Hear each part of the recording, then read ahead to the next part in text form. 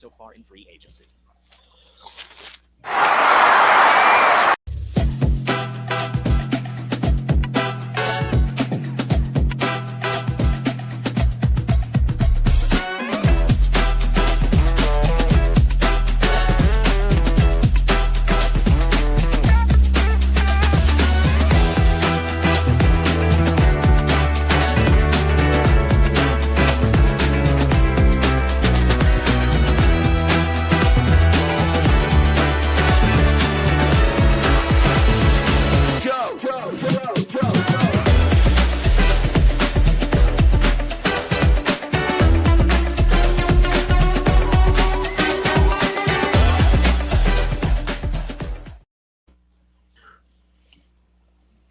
And a very good morning, everybody. Welcome in to this edition of the Pattison Ave Sports Show. I'm your host, James Scorza, with you, and with me, as always, is my group of companions on a busy Saturday morning here in the Delaware Valley. Joey Marks, and alongside our good friend Frank Finnigan, once again joining us like he always does every once in a while.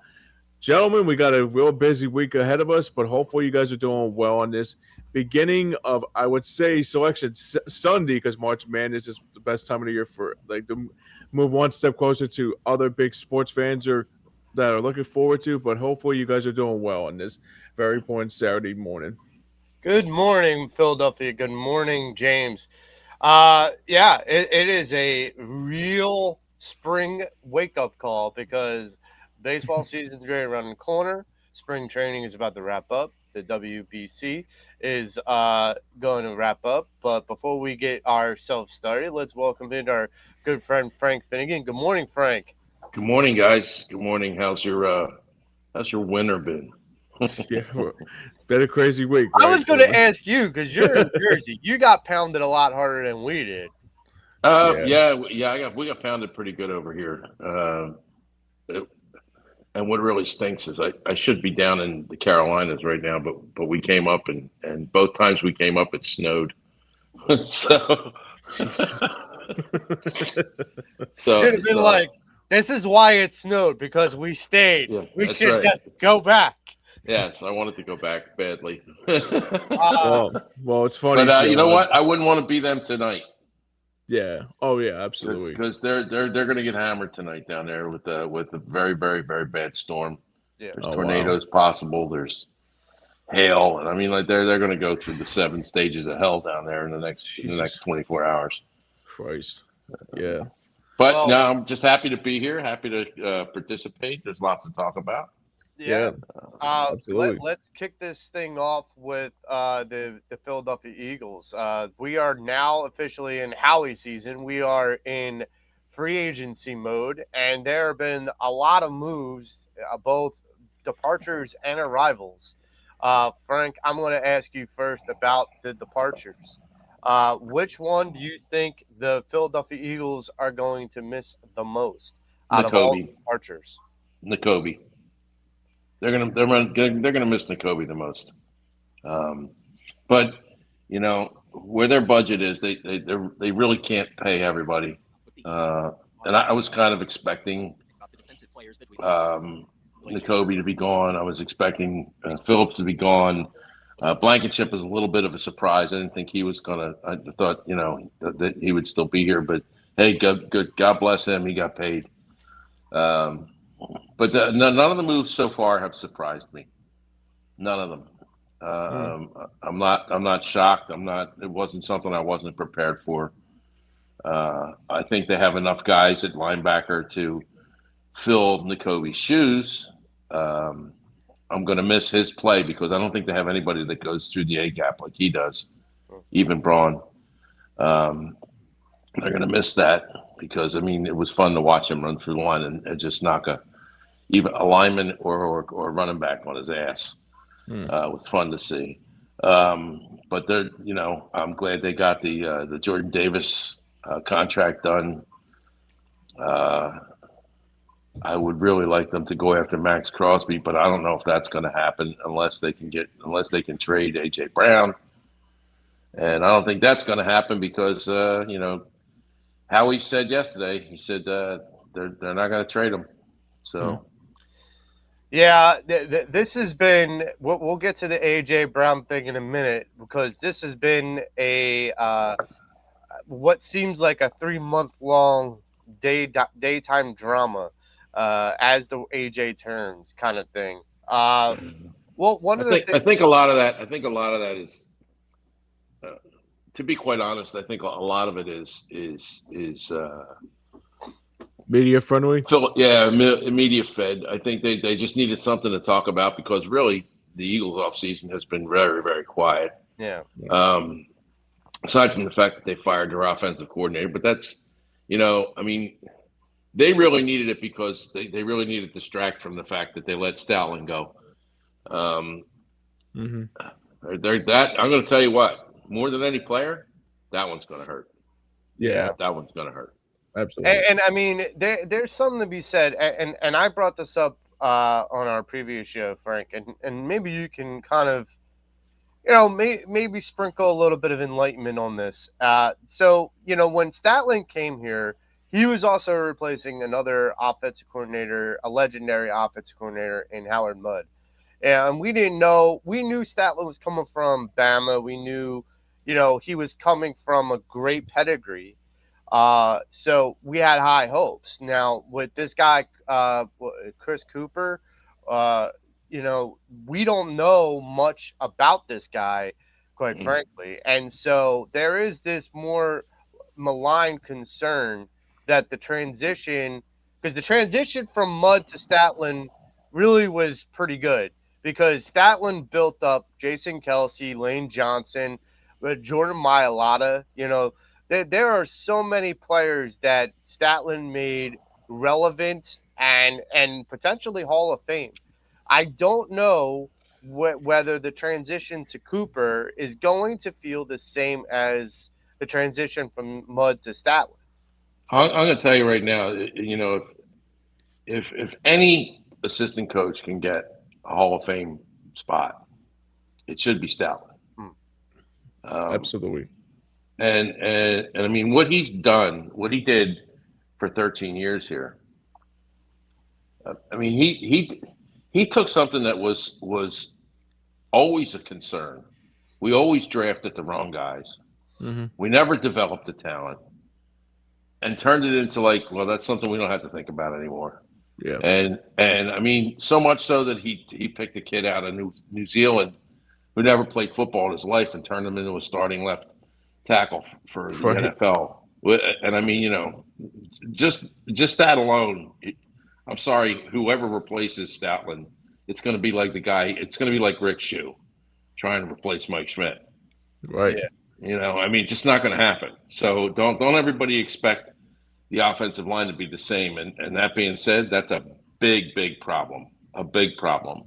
Yeah, and we're going to get a little bit into that, in the coming weeks too, as draft approaches, and Right. for sure that's going to be a major concern going forward. I got to tell you, it's more than offensive coordinator. That move this year, Yeah. concerned me the most. Yeah, Yeah. I agree. Absolutely concerned me the most. And I would really love to know the backstory of why they did what they did midseason to make this man disgruntled, because I don't understand it. I don't understand how you can take a guy who's a Hall of Fame talent coordinator and done what he has done for 13 years and allow it to happen. I got real reservations about Nick Sirianni and what he did with Kevin Patullo, because I mean Kevin Patullo was his buddy, and what they did midseason to take Stoutland out of the offensive mix as far as the run game coordinator. Well, this is where, and me and Mitch have had conversations about Nick Sirianni and some of his competency as a head coach.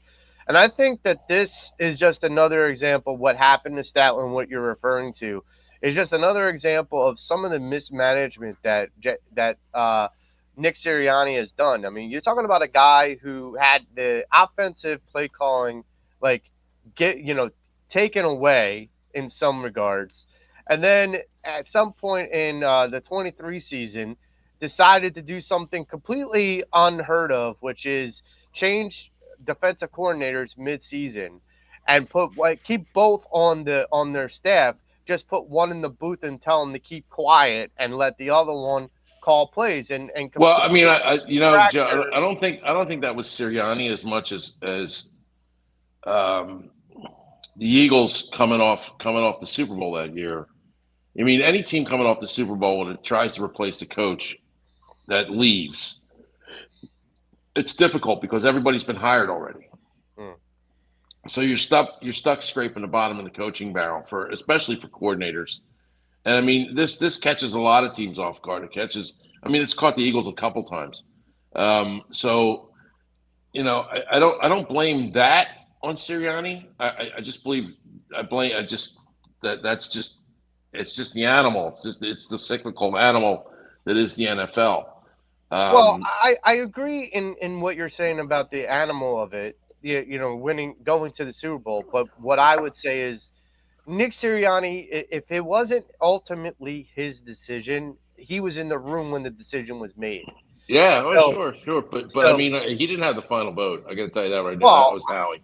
I'm sure that Nick doesn't have the final vote in a lot of stuff that goes on down there. I just have that feeling that Howie kind of strokes what goes on down there more so than Nick Sirianni does. Yeah, and that's why Stoutland bothers me because I got to believe that Stoutland had earned enough credibility to surpass anything Sirianni was going to do. Yeah, I don't think we're gonna know the true Stoutland story until Lane Johnson retires. Yeah, right. And then I think he'll spill the tea when he's asked. When he's asked, I think because my expectations for the offensive line are not good this year. Not good. Well, let's get to some of the acquisitions that some of the Eagles have made. That I rooted for probably the last 3 or 4 years since we were at EOP, Frank.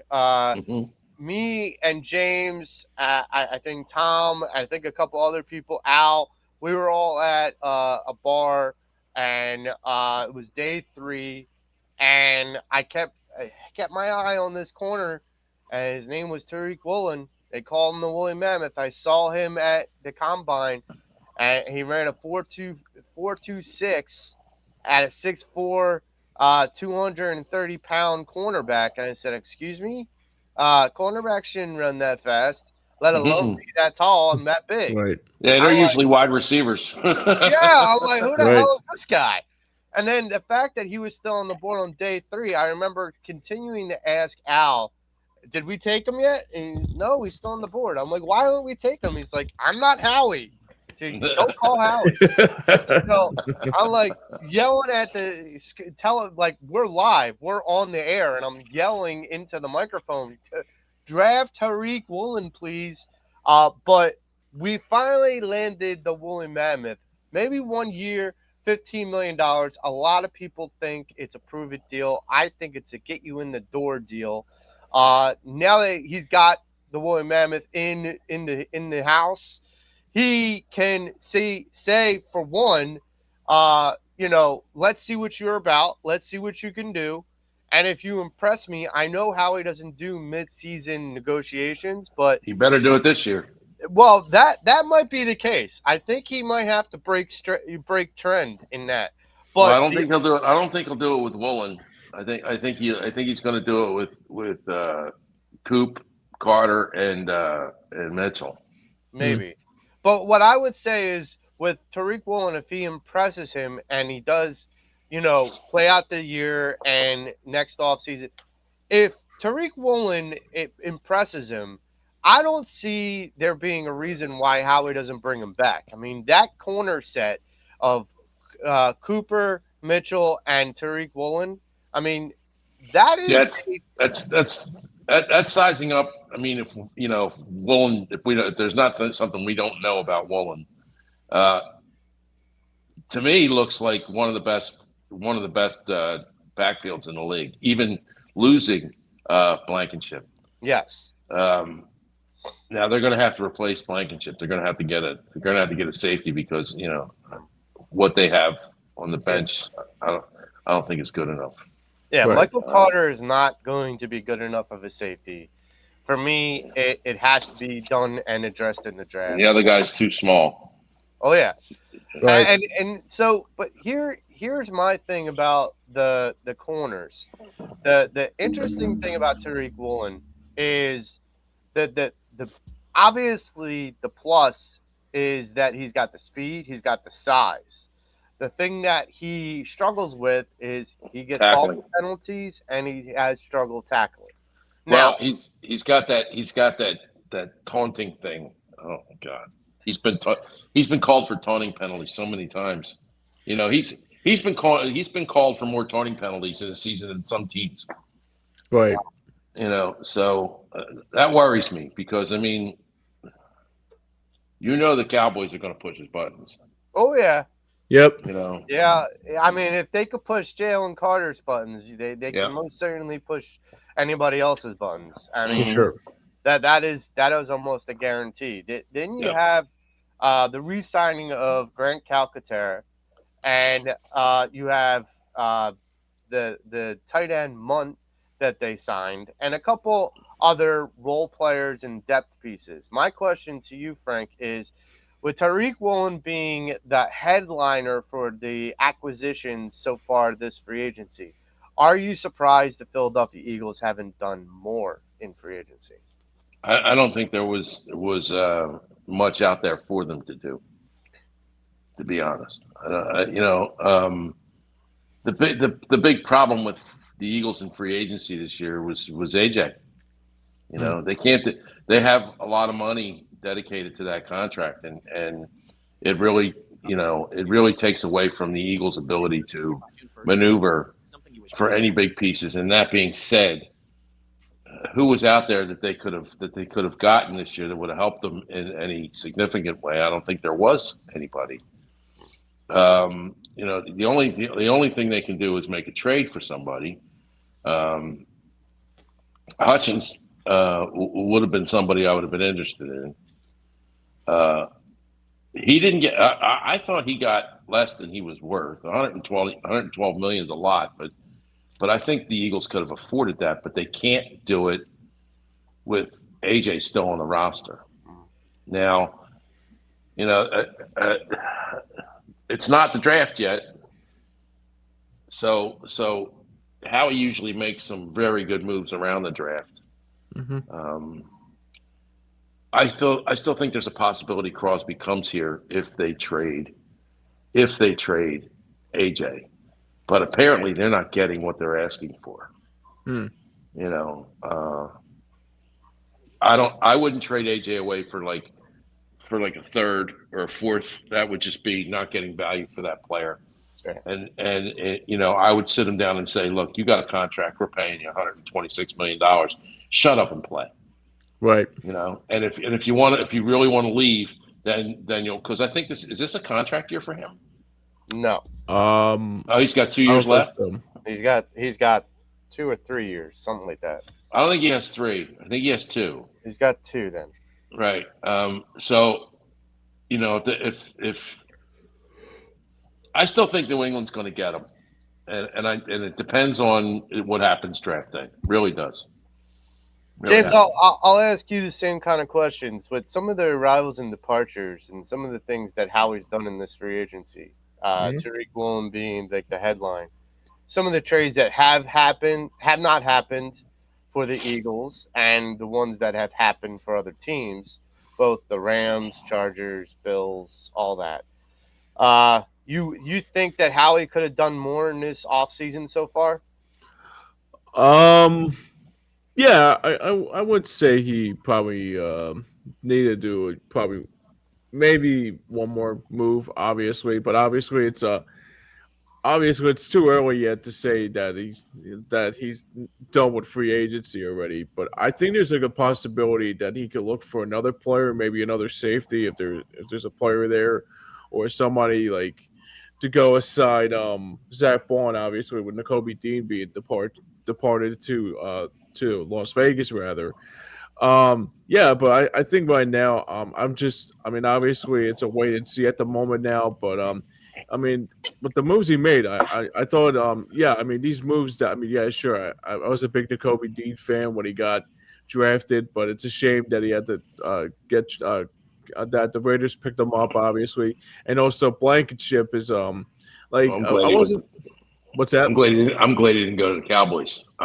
Yeah, right. Me too. I So don't did care I. who he went to, but the Cowboys. Oh my God! When they said they were involved in the Kobe team, I'm like, oh my God, Right. that would hurt. Yeah.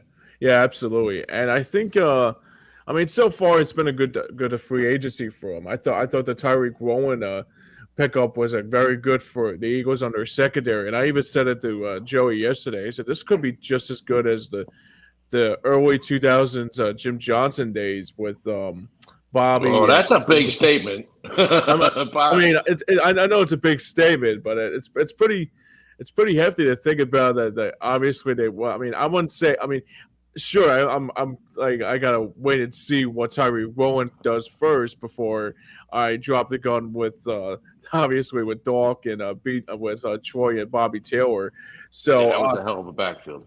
it sure was, man. It was a story of my lifetime when I was an Eagles fan. Yeah. I mean, but yeah, I mean, right now it's the moves are good. I thought they were very good moves, but the situation now is that you got to get somebody right next to Makuba now, and that will be the next step, and also what they do with linebacker, because obviously Campbell's going to miss some time with that shoulder injury. So yeah, I mean it'll be a wait and see at the moment, but that's the part of the business about with those players that departed. I mean that's why they call it the NFL not for long because like usually they don't last. I mean, yeah, sure, I wish them all success, but overall, I thought it was a very good week for Howie more than anything. Look, here's my thing: is I'm with Frank in a lot of ways, but and then I'm going to transition into another issue that I think is kind of holding up proceedings for Howie to make moves, and that's the Dallas Goddard deal.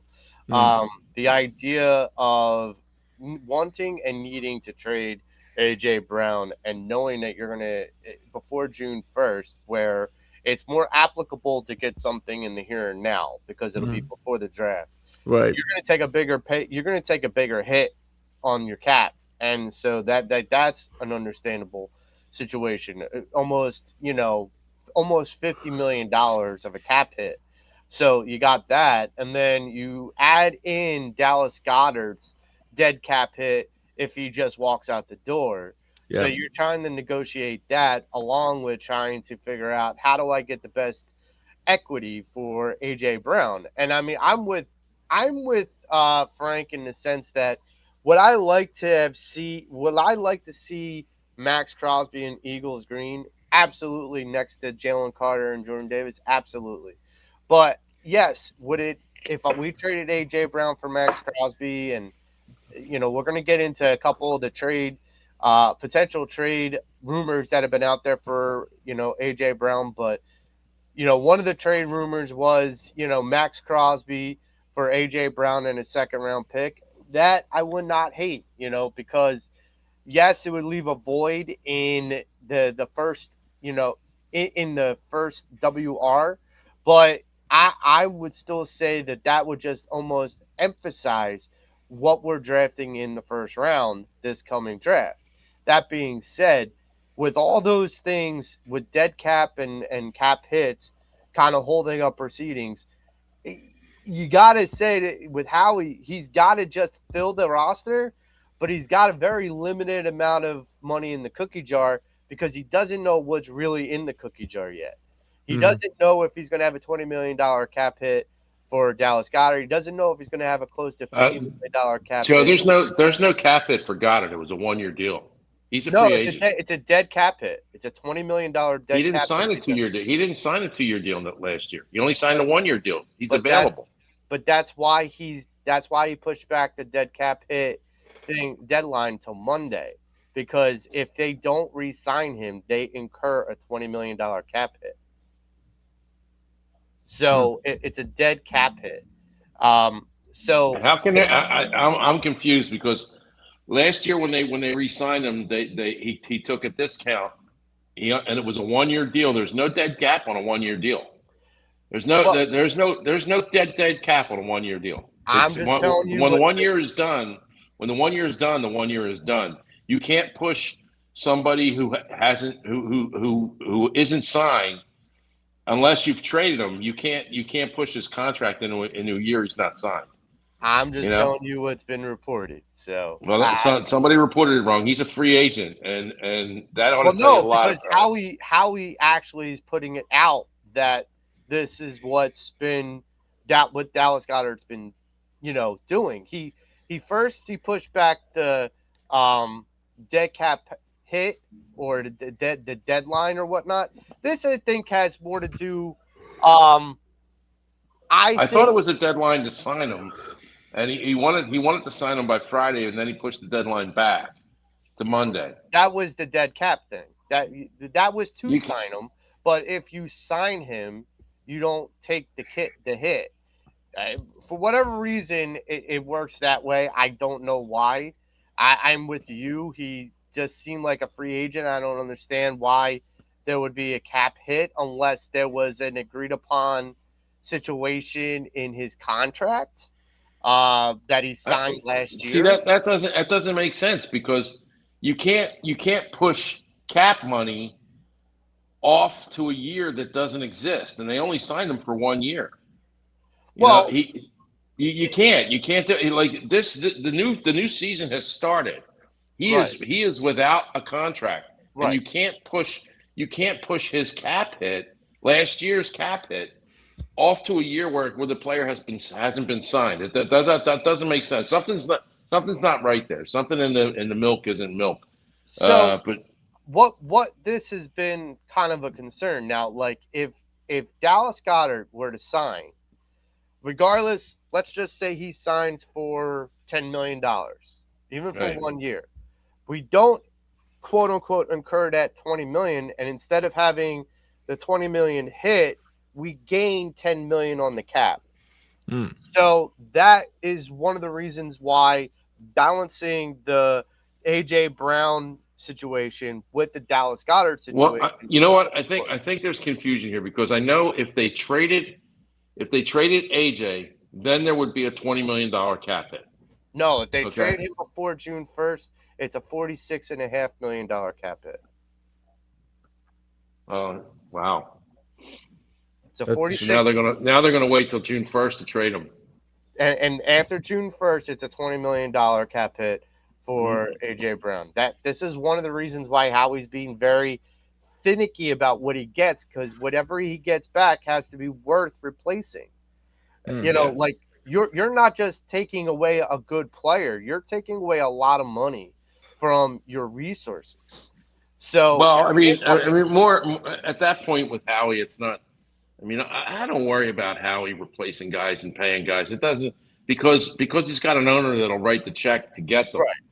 You know, I mean, look, they withstood the $137 million cap hit from Wentz. Carson Wentz. Yeah, right. So, him managing $46 million is not a big deal. They'll give the guy, whoever they want to get, a huge bonus check up front and put him down for $1 million for the year.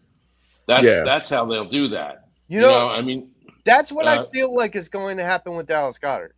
That's exactly the thing I think is what's going to happen with Dallas Goedert. I think more importantly, nobody else has knocked on Dallas Goedert's door. So any negotiating power Goedert had is gone. Because nobody really wants him. He's older. You know, I mean, so they're going to get him. I think they're going to wind up getting Goedert for like $7-8 million a year.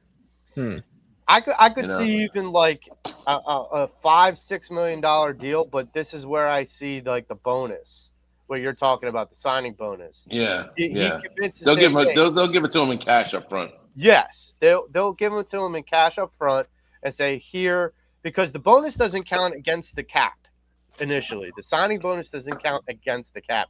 Only the base salary does. That's not true. How the signing bonus counts is they could turn around to Dallas Goedert and go, all right, we're going to give you let's just say we're going to give you a $20 million contract for 3 years, right? But we're going to give you $14 million up front. Okay, it gets spread out to to that bonus money gets spread out over the length of the contract, so it'll count $7 million a year. Well, no, the signing bonus only counts for the first year. Right. No, it doesn't. You can split the signing bonus money up. But the reason why a lot of GMs put the signing bonus in the first year is because then if you have a lower median, average salary that you signed them for, then your salary cap increases the next year. That's one of the reasons. Yeah, but this is why Howie has been able to do what he's been able to do.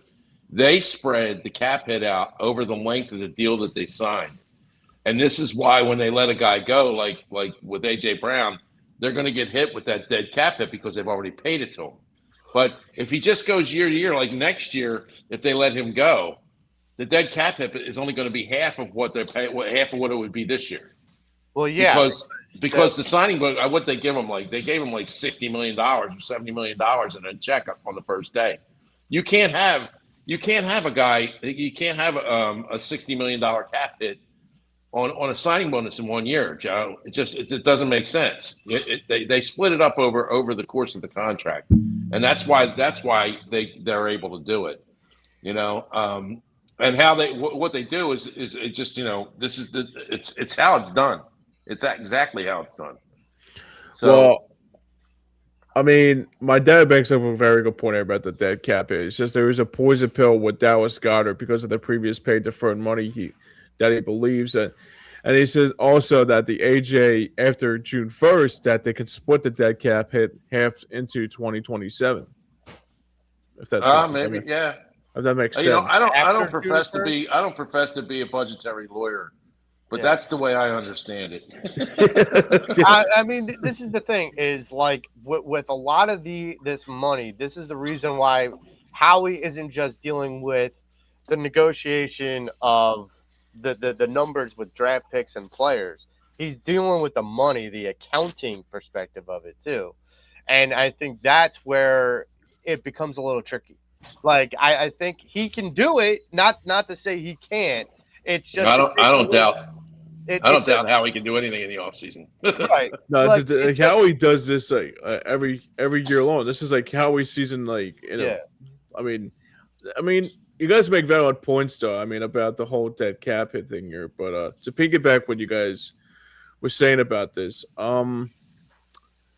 is it possible to say that that the whole like say for example they don't restructure Goddard in the time period until obviously the now it's moved back until Monday now.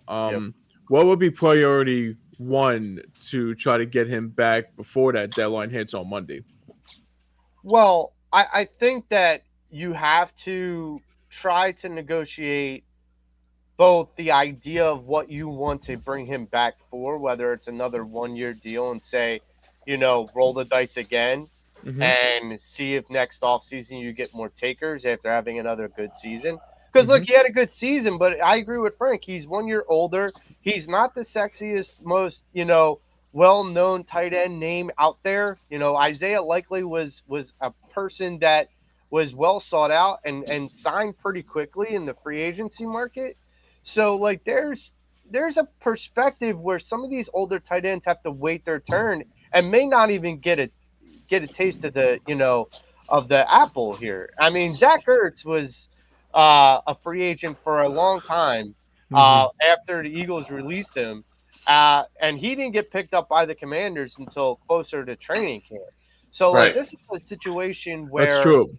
So this is a situation with a veteran tight end, even a talented veteran tight end, can wait until they get really anything from any interest. So Howie's got to use that as a selling tactic. We're offering you a deal now. You can either take the deal now, or you could wait to training camp and see what potential buyers see what the market brings. See what the market brings. Right. You can roll the dice. But I'm over. What's the saying, Frank? One in the hand is better than two in the hand. Yeah, bird in the hand's better than two in the bush. Yeah, so he's got a bird in the hand. He's got a bird in the hand with Howie, with whatever offer Howie offers him on Monday. He's got a bird in the hand there, or he takes a gamble and he goes the other direction. But here's the thing: he may not get even close to what Howie's offering him on the open market. He might get I $3 think million. I think if he was gonna, he would have got the offer already. Yeah, I agree. Exactly. I agree. I mean, because the people would want to, if he was that much of a priority, he would have been taken by now. Yeah. And this would be a moot point. And so that's where I feel like that's going to go. The other part of this, and this kind of transitions into the next question about AJ Brown. This thing has been up and down, up and down, up and down. We said a couple weeks ago, Frank, on Fly Like an Eagle, me, Mitch, and James, we all kind of came to a unanimous decision that AJ wasn't going to get traded, mainly because of A, the cap hit, and B, the return. What are you going to get in return? Is it worth it? And because you have that much of a jewel, you don't want to just give it away like you mentioned for a third or fourth pick. My question to you is, with all the potential rumors, trade rumors that have been floating around with AJ Brown, if you were Howie Roseman, which trade rumor would you absolutely today pull the trigger on? Well, it's not so much pull the trigger, but when they said that the Rams were interested, that made my ears perk up because the Rams really don't value draft picks. I mean, they'll if they want the guy, they'll trade whatever they got in their bank to get him. Mm-hmm. That's a team that I thought if you're going to ask for a first round pick for AJ, which is what they're doing, that's a team that would give it to him. Right. And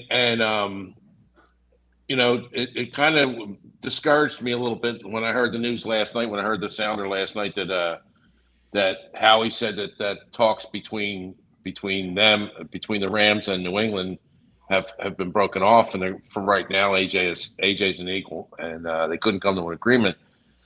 Howie might be asking for quite a lot, and it appears that they're not willing to drop their asking price. Now, like I said, that it may be positioned. You can't ever doubt Howie.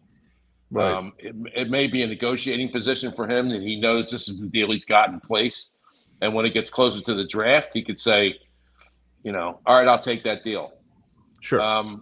But he's playing a very, very delicate game because there's a lot of good wide receivers coming out in the draft this year. And I mean, I would really love to have the Rams first round pick, because if they got the Rams first round pick, they could flip that right around, trade that to Oakland, and get Crosby. That would be the scenario that I would want. Huh? Here's my question. So you trade him to the Rams. This is my biggest concern. Now you just traded AJ Brown and you made the Rams stronger. You have to go through the Rams to get to the Super Bowl, in my opinion. They're not going to the Super Bowl this year.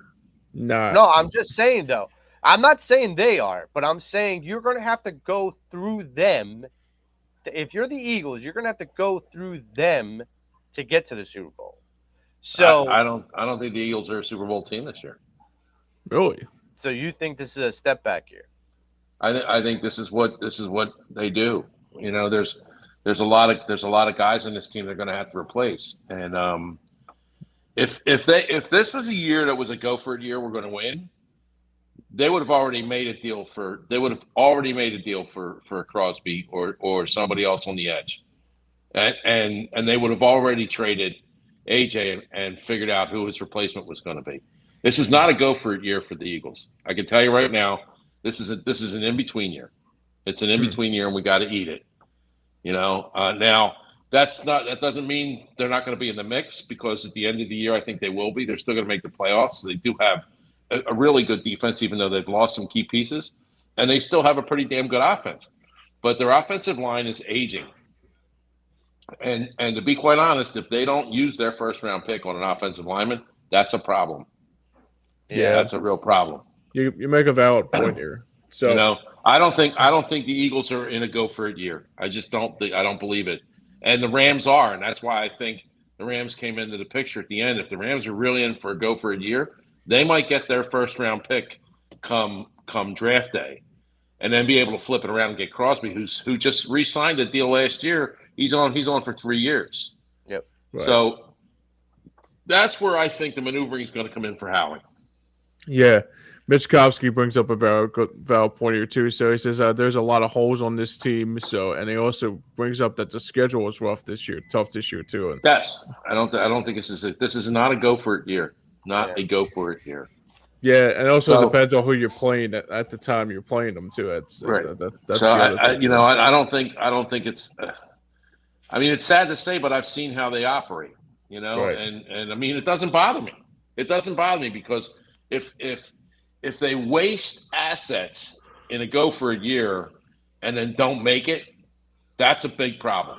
Sure. And they've done that before. They've loaded the gun, fired it, and it was blanks.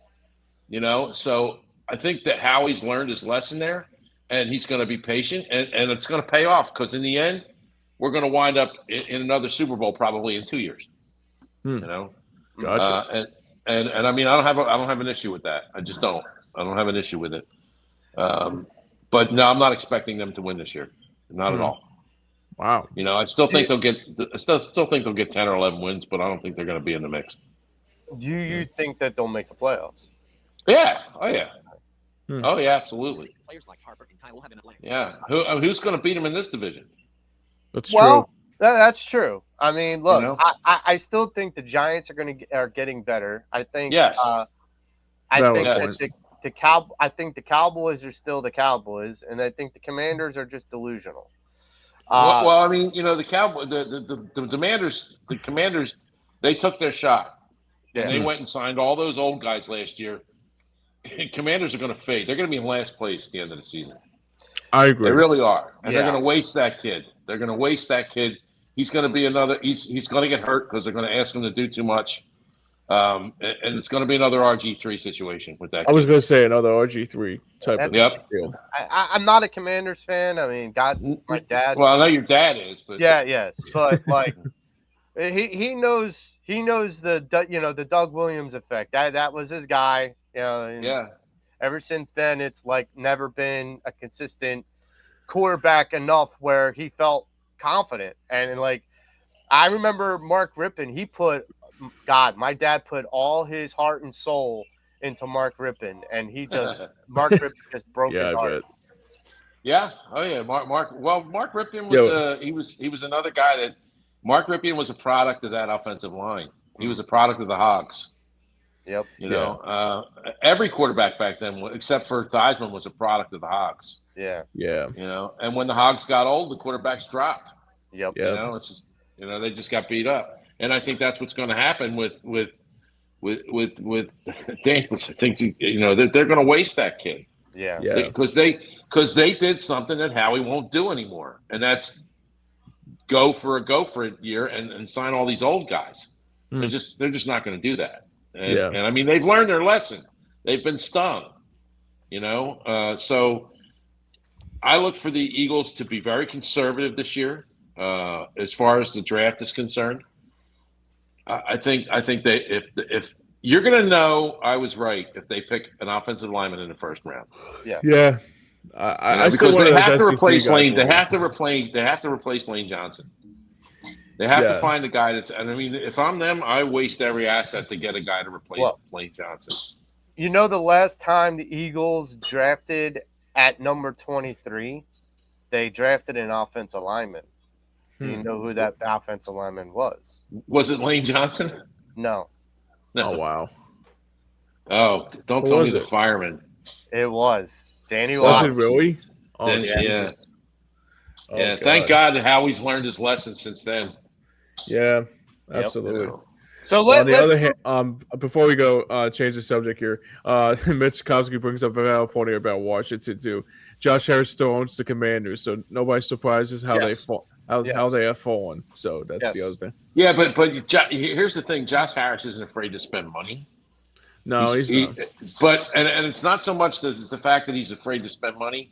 It's like he wants to keep his assets relevant, right? Because it keeps their value up. I mean, but the NFL's idiot proof. So as stupid as Josh Harris It's the wants to truth. be. It's the You truth. know, That's proof by Jarrah still being relevant. Yes, That's proof. Yeah. It's not. There's a lot. The There's a NFL lot of I'm dumbass telling you, general managers out the there. three of man. us could get together and buy an NFL team and really not know what the hell we're doing, and we'll still be billionaires in 2 years. Yeah, You know, it's the truth. because it's idiot proof. It truly is idiot proof. You know, well, look at the last couple of drafts that they had. Like it just fell on our shoulders half the time because of these dumbass GMs. I'll give you two examples, 3 examples: the Jets, Yes. Oh yeah, Cleveland, yep. Yes. and the Cardinals. Yep. Oh yeah. You know, I mean, the history of those 3 teams is they've had idiots at the helm, and they're still. You could turn around today and sell the Jets for $2.5 billion. It's the You truth. could sell Cleveland for $2.5 to $3 billion, and you could definitely sell Arizona for $3 billion because of the stadium that they're in. Yes. You know, it's idiot proof. It's completely idiot proof. So, Waste of taxpayers' money. it's not a waste because it entertains people. That's what they're there for. That's You know, true. they keep us pacified, so we stop paying attention when we do what we really need to pay attention to. Exactly. So let's go to something that's not idiot proof, and that's the Philadelphia Phillies. Oh boy. It's a different animal. Yeah, different breed. So you got Kyle Schwarber and Bryce Harper for Team USA, and pardon me because I haven't been keeping up with the WBC. Neither have I. I But could care less. I've been watching it. It's actually been pretty good, actually.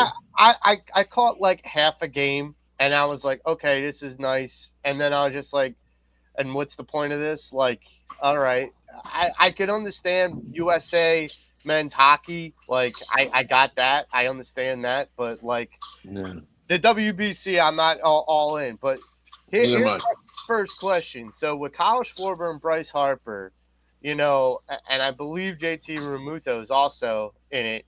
The idea of, at least with Kyle Schwarber and Bryce Harper, are you not worried that with them having played in the WBC and this team wanting to make a playoff run, a long playoff run, that someone like at the age of Bryce Harper and the age of Kyle Schwarber, and I know Kyle's a DH, but despite that they're going to run out of gas by the end of the year because of having played in the WBC? Well, the last WBC took place before spring training started. Okay. This one is while spring training is running. So I'm not worried about that because they would only be doing the same thing now in March that they were doing any other March. So it doesn't really matter to me that they're playing in the and I don't know whether there have been. You always know who's in the lineup and who's not because WIP lets you know who's in the lineup, and Harper's had his days off, and so has Schwarber. You know, so they're not playing them every single day, but they're not playing every guy on that team every single day. It's the same, but they really don't have to. The USA team is a really good team. Nola's pitched very well. I don't know whether you've been paying attention. I've been paying attention to what he's been doing, and he has pitched very well. He kept Italy alive the other day. Yeah, he played his ass now. off. See that now, Joe.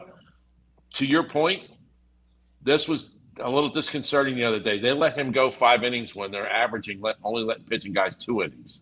No, they let Nola go 5 innings, and that bothers me a little bit. Now I don't know whether Nola said, "Look, I need to keep going because I got to stretch out for the season." But 5 innings in March is a lot. It is. It's a lot. He could have, because he did pitch his fewest amount of innings last season because he got hurt. Yeah, so, but I mean, to start the season off, your arm's not fully stretched out yet. Right. And I mean, like, you don't see guys go 5 innings until the end of April, beginning of May. Well, I mean, we're going to need him. I mean, like that. But see, I'm worried that he threw his arm out in the WBC. That's what I'm worried about. That Italy let him go a little too long in that game. I don't want to see him throwing five innings in the WBC. That bothered me a little bit. I agree. So with this upcoming team, we're going to have some new faces, some young guns, finally coming up through the ranks. Painter, Miller, and Crawford. And Miller, you can take off the table. Why is Yeah. that? Miller hurt his back. He's not going to be playing for the Phillies this year. I can guarantee you that. Shit. They're going to didn't send hear him to about the that. minors. Yeah, no. Jody was talking about it this morning. Miller hurt his back. The Phillies have sent him down. Oh shit. But it's okay, Joe. It's okay, James, because here's what I think they're going to do with Miller. I think they're going to be playing Miller AAA third base the whole season. Okay. So that he eventually replaces Baum. Yep, that's what I think is going to happen. I would rather have him in the minor leagues learning that position than sitting on the bench watching. That's true.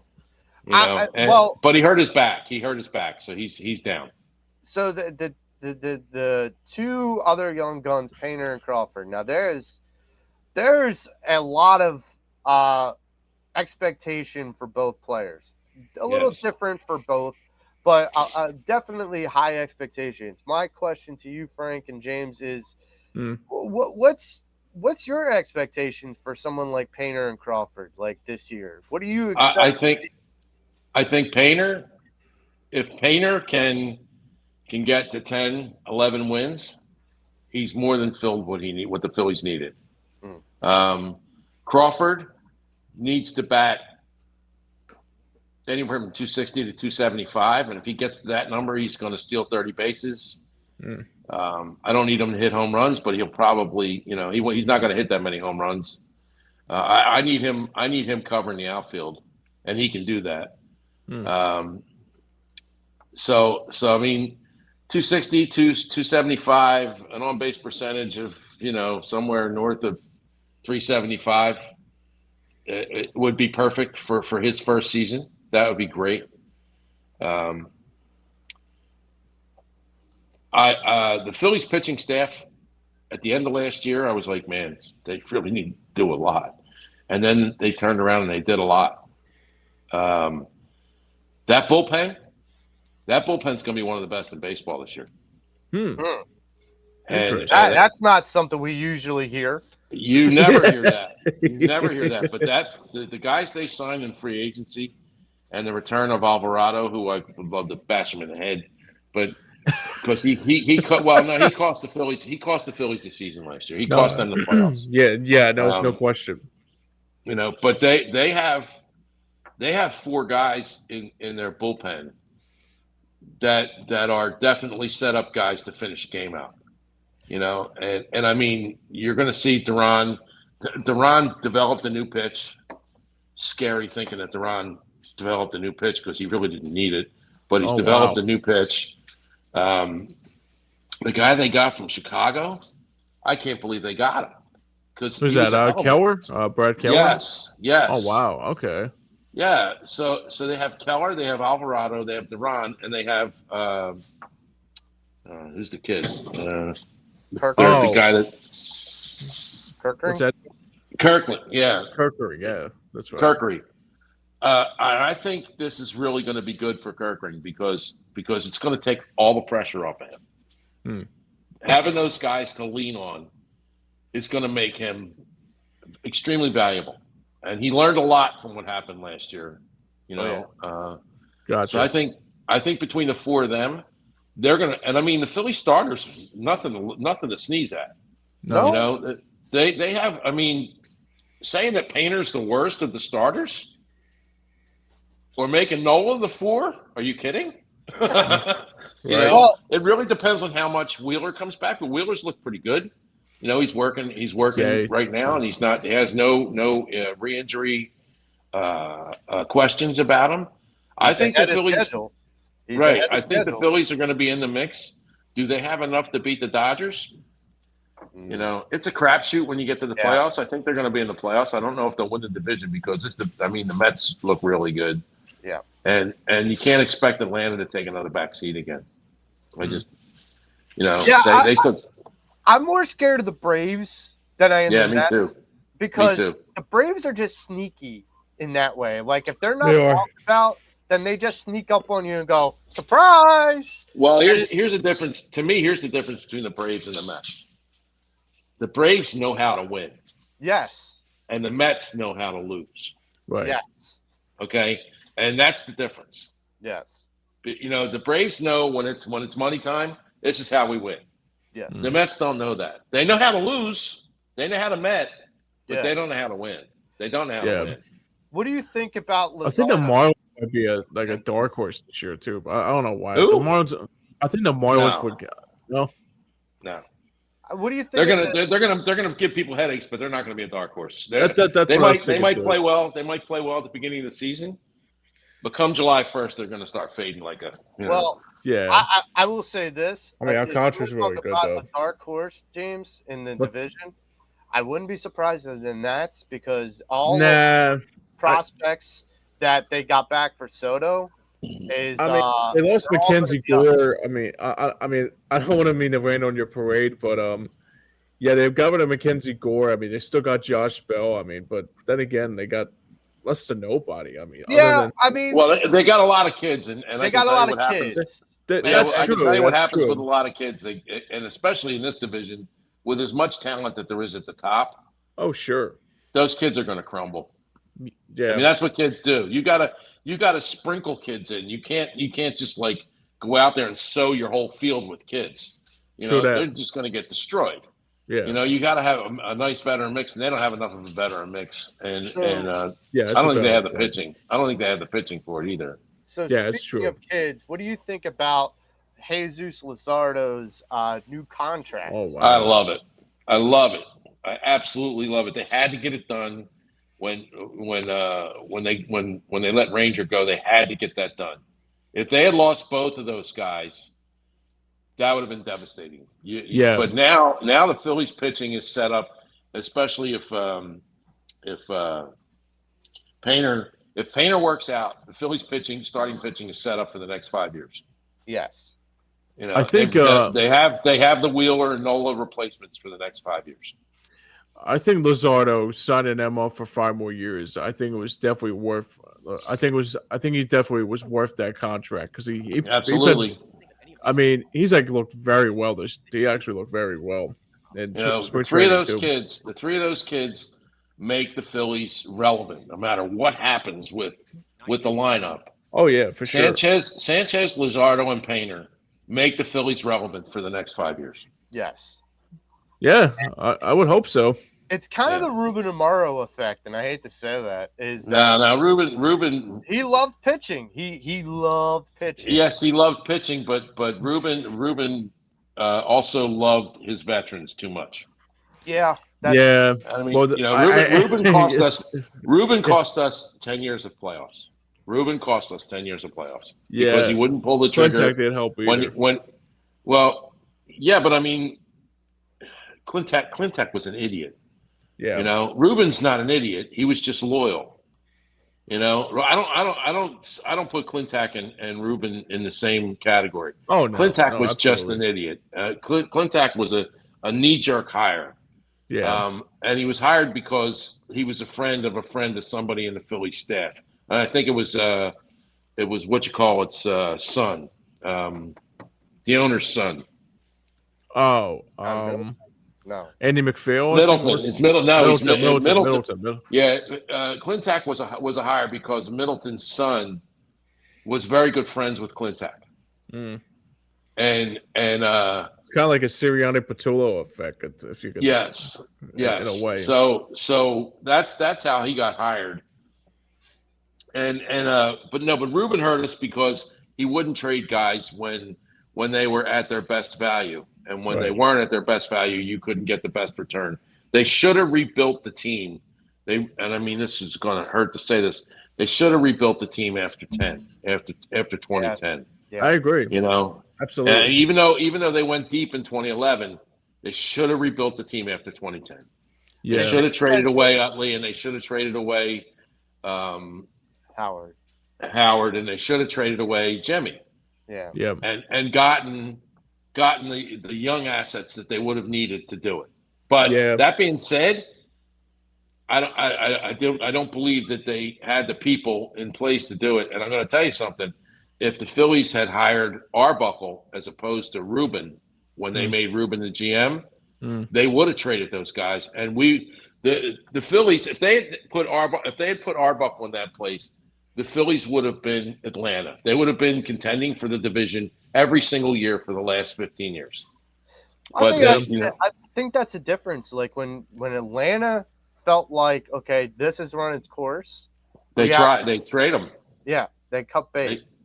They cut bait. They go, okay, well, we can get something for this guy, and that's exactly what they do. I mean, that's why Atlanta stays relevant for so long. It helps that they have money, and now that they have that stadium, they're gonna be able to make money just like the Phillies do, because the Phillies print money down there. Yeah, definitely. But so with this upcoming season, you know, Dave Dombrowski and Rob Thompson, in my mind, have a lot at stake. My question to you guys is, if the Phillies fail again this year, and I know the Dodgers are who the Dodgers are, and the Mets are who the Mets are. If the Phillies fail again this year to capture a World Series championship, does that put Dave and Rob out the door in your mind? Robbie's gone. Robbie's gone if they don't get to the World Series. Topper's gone. Dave stays. If they just make the playoffs and then lose in the first round, they're both gone. Now, see, I feel like the hiring of Don Mattingly is kind of and I called this 2 years ago on This Week in Phillies Baseball. I literally said that Don Mattingly is brought in because Preston Mattingly is here.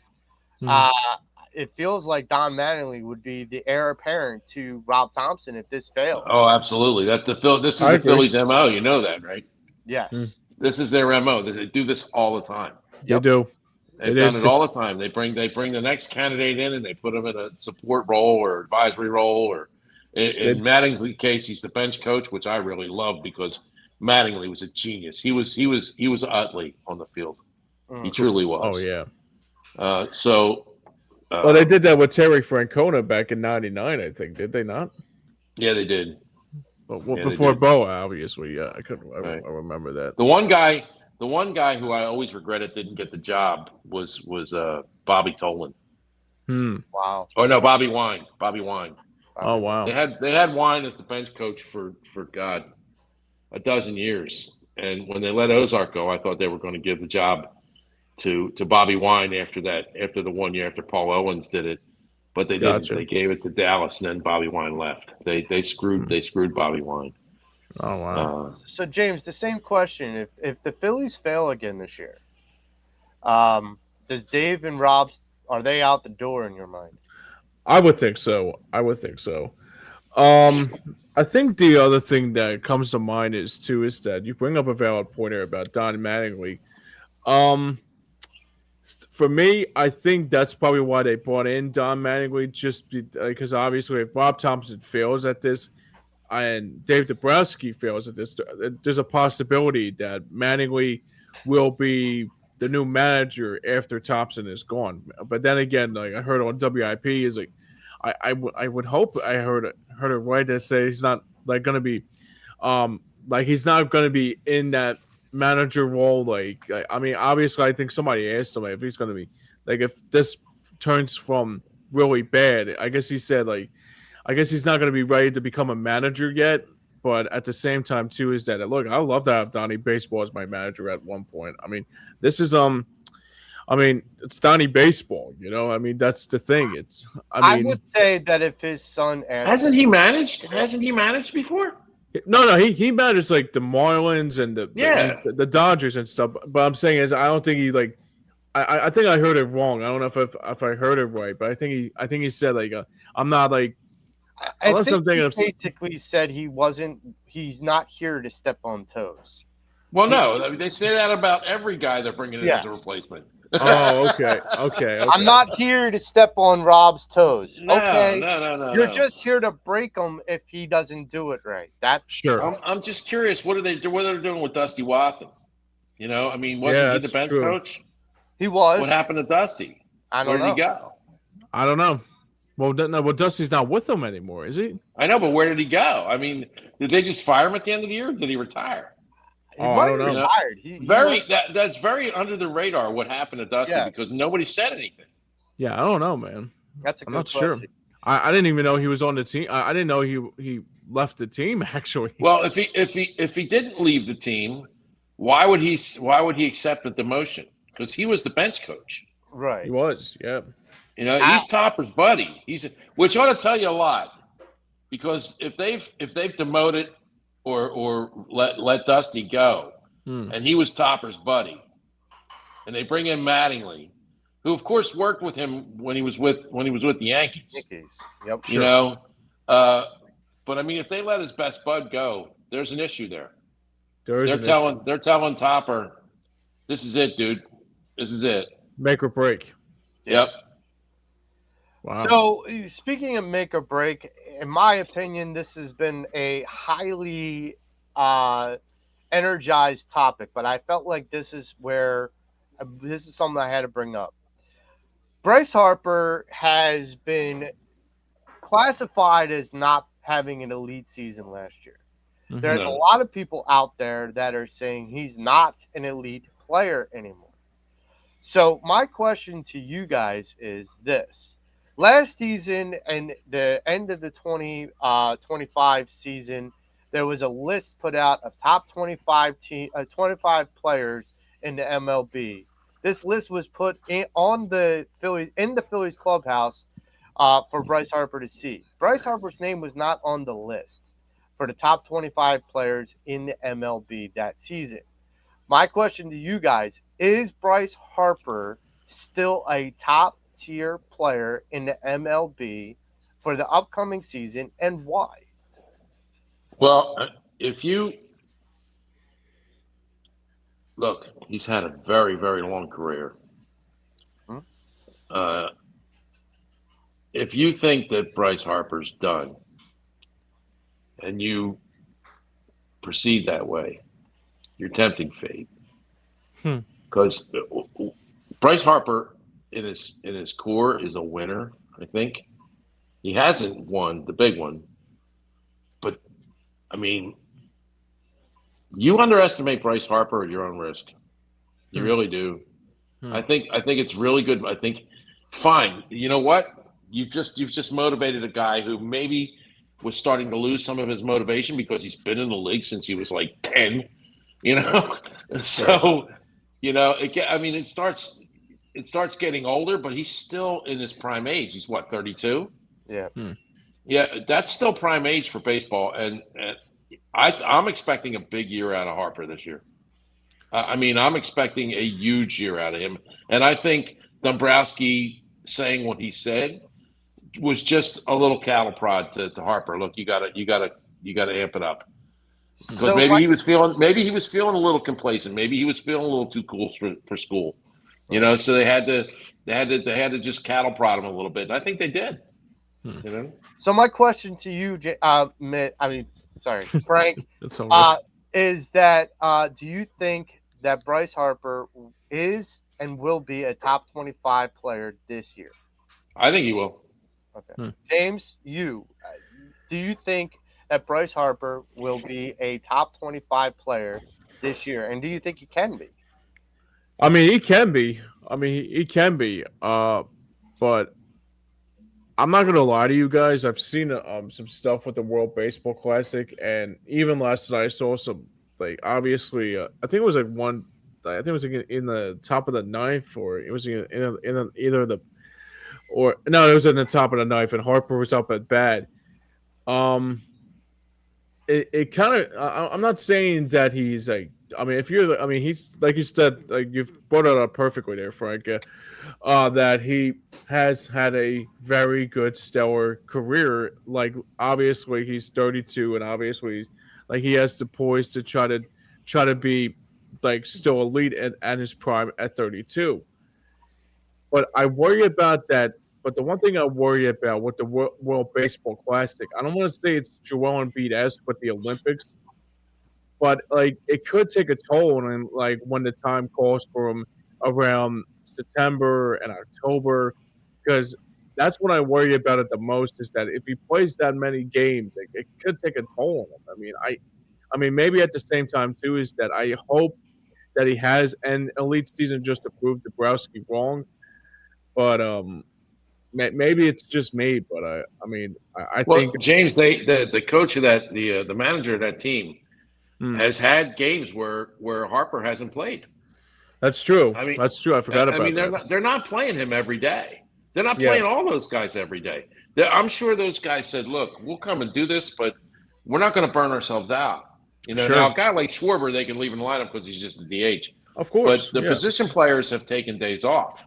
Yeah. You know, they've had games without the Yankees say Judge. They've had games without Judge. They've had games without Harper. Mm-hmm. You know, I'm not worried about that. I'm not worried about that. I'm worried about Harp's wrist, and I'm worried about Harp's back. Yeah, that's what I worry about too. I don't think that has anything to do with the WBC. I just don't think that has anything to do with that. I think if Harper has taken care of himself in the offseason, has gotten himself ready, unless he suffers a wrist or back injury, I think Harper's going to have a close to MVP kind of year. I would hope so. Yeah. That's. I mean, I can always dream about that too, but the only thing that's worrying me this year is the Phillies left field problem. True. That's it. That's true. It's the only thing that's really worrying me. You know. Yeah. Maybe that's the only X factor that has to be critiqued here more than anything. Yeah. Here's my thing about Harper is I was on this program about three or so years ago, back in 2022. And I kept hooping and hollering MV3. And I was on to it because this guy came back from Tommy John. Faster than anybody else. He came back roaring back into form. And I just said the cavalry's coming, and he did, and it showed. And right now, I kind of agree with Frank in the sense that sometimes you need a stiff kick in the ass. And I mean, like, it's kind of one of the things my dad would say to me every once in a while. When you get a little lazy and you get a little bit complacent, sometimes you need someone to come by and give you a stiff kick in the ass in order for you to wake up, smell the coffee, and understand what you got to do. Sure. Right. Now, that being said, does Bryce Harper have all the skill and talent to be MV3 once again? Okay. Yes, he absolutely does. And again, I'm with Frank, and if you doubt that, then you're not paying attention. But I also agree with Frank and James in saying that the thing that I worry about is the injury front. Sure. That injury bug has hit him and bit him almost every year. Calculus career times for the last 5 or 6 years. That's the only thing that's going to pigeonhole him. Yep. So he's got to take care of his body. I don't care if you have to go into a cryo chamber. I don't care if you have to become a super soldier. I don't give a damn what you have to do. If you want to come out and be MV3 once again, you got to stop putting out the rivalry packs. You got to stop, pandering to your brand and your audience. You got to go out there and play like you know how to play. Put the ball in play, put the ball over the fence, and hit for the big moments. Yep. And that's what matters the most. That's what we need. We need the Captain Bryce again. And look, I think it is more than reasonable to believe that not only is he a top 25 player, but this is a guy who can potentially be a top 10 player. Easily. When he wants to be. Now, he has to want it as much as we want it. Yes, he's got to have that drive. Mm-hmm. And I mean, I've seen a lot of baseball in this town. I've been watching baseball in Philadelphia since my earliest memories are like 66, 67. And on, and when I was a little kid, and I'm going to tell you, Bryce Harper, he's in the top 5 players I've ever seen in Philadelphia. It's a very short list that he's on. He is on that list. I would say that much. Yes, it's Schmidt, it's Carlton, Harper, Jimmy Rollins, and Kurt Schilling. They're probably the best players I've lived to see. Gotcha. So before we let you go, Frank, because we won't be talking to you before the season starts, I want to get. We always do this before every Philly season. I'm going to get your season predictions for the Phillies record, and sometimes you throw in there a little pontification on like what you think some players would do, but at the very least, give us your prediction for what the Phillies record might be. I think the Phillies are going to be a 90-win team. I think they're going to wind up winning the division again. Because everybody has the Mets winning the division, but the Mets ain't going to win this division. No. The Mets just I don't know how many toes they have left, but it can't be many from shooting themselves in the foot. So I think the Phillies will wind up winning the division again. It'll be very close between them and Atlanta. I'm going to say this. I'm going to regret this. The Phillies are going to be in the mix to be in the World Series. Wow. Holy shit. Phillies are going to be in the mix. Ooh. It really depends on – I think they're going to have to make a midseason move to fix left field. But I think the Phillies are going to be in the mix for the World Series. I truly believe that Harper is going to have a bounce-back year, probably hit somewhere on the area between 30 and 35 home runs. I'm glad that they replaced their right fielder because the guy they replaced him with is a much better defensive right fielder. I believe Crawford is going to have a good year. I think the Phillies are going to do well this year. I think I didn't feel that way at the end of the year when they started with this run it back thing, but I like what I'm seeing now, and I don't know why I like what I'm seeing, which tells me that my intuition is kicking in. And I think we're going to be pleasantly surprised by the end of the year. So, James, mark it down because I'm telling you right now, like, if Frank is saying this, there's a lot of relevance to it. And I got to say. I do have a track record. You do. There you do. Conversely, the Eagles are not going to the Super Bowl. Well, I should get your point about this too, about the Flyers, since we didn't talk about it today. I'm very disappointed with what happened. Very disappointed with with their last month of play. Yeah. Well, it's discouraging. There's holes to fill in that team. I don't know if they can fill them. James, I know that's ripping your heart out. I know if they can fill them. No, you're telling the truth, though. You're right about that. Hey, they're 5 points out of the wild card. There's still a chance. It might as well be a million miles. Yeah. It might as well be a million miles. One game left with the Bruins and 3 games left with the Red Wings. There's still a chance. There's a chance. They just beat the Minnesota Wild, which is one of the hottest teams in the NHL. So, it's a hell of a mountain to climb. But the problem with where they are is you have to count on other people ahead of you to lose. Gotcha. And it's not in your hands. It's not your destiny's not in your hands. It's in other people's hands, and that's never a good scenario. That being said, let's talk about let's not talk about that. I mean, Joe, I don't know if we remember this. There was a time in our lives when there was a garbage truck, a garbage pail. Everybody had a garbage pail in Philly, and you used to come out. And I'm serious, James. I'm serious. No, once a week, they would you wouldn't dump your food garbage in the trash. You would put it in the garbage pail. And then the garbage man would come once a week and take your garbage pail and dump it because I don't know whether they're feeding it to pigs or whatever. Sure. But the truck that they dumped the garbage in was literally the definition of hot garbage.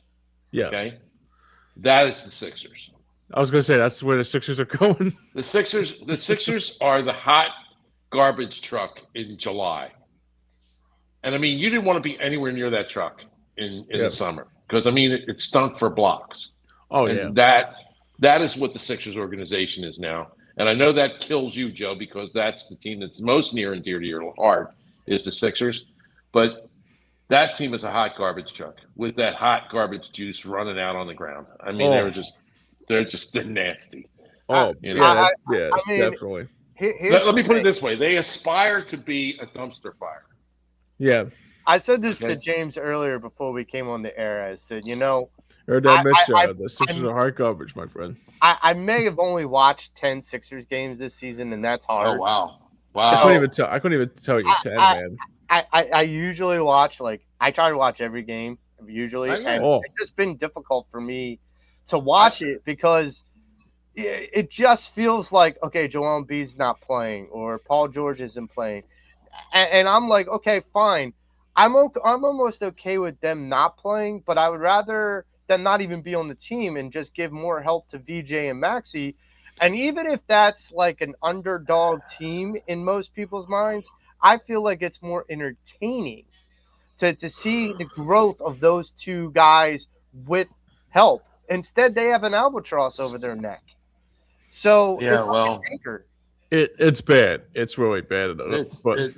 You're going to see the GM fired this year. You're going to see the coach fired this year.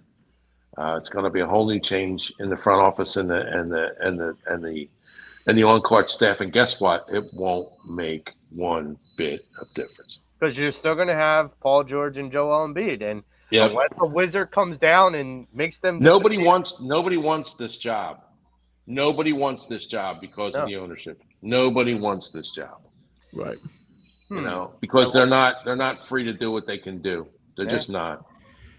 You know, Well, Yeah, that's the truth. That's the damn truth. we're stuck. We're stuck with another 20 years of losing for the Sixers unless the team gets sold. Well, Well, here's Well, my Pat Croce wants to come out of retirement. That could be the only possible way. You don't want to come back here. No, no, he does pay not. him to come back? Can we pay him to come back and buy the I'd team? love for him to come back, but Oh, yeah, he me would too. only come back if he was given control. And Yeah. and you know He was such a cool the cat, too, millionaire man. moron will not give him control. No. And he was such a cool cat too, man. Yeah, man, Yeah. he was. But so that on a bit on a sweet and bitter note, that's going to wrap up our show for today. But we want you to all have a great weekend. Enjoy some Flyers hockey and Yep. get Phillies ready. are on today at 1:00. Enjoy the Phillies in spring training and get ready for the weather to warm up because we all damn well deserve it after the winter we've had. Pay attention. Well, it was 80 degrees this week, Joe. It actually hit 80, and then it went back to 40 in 24 And it hours. And No, it's it hit 82, and the next day it was snowing. Yeah. I know. Okay, I know. Yeah. Talk about complete, schizophrenia. 180. yeah. Yeah. Good So admit. all Bipolar. of you Bipolar, guys- somebody called it.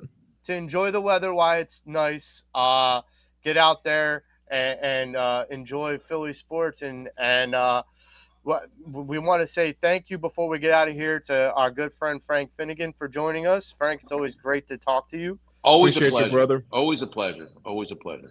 James, it was a great time talking with you and great Likewise. job producing. But for James Scores and Frank Finnigan, I'm Joe Marks.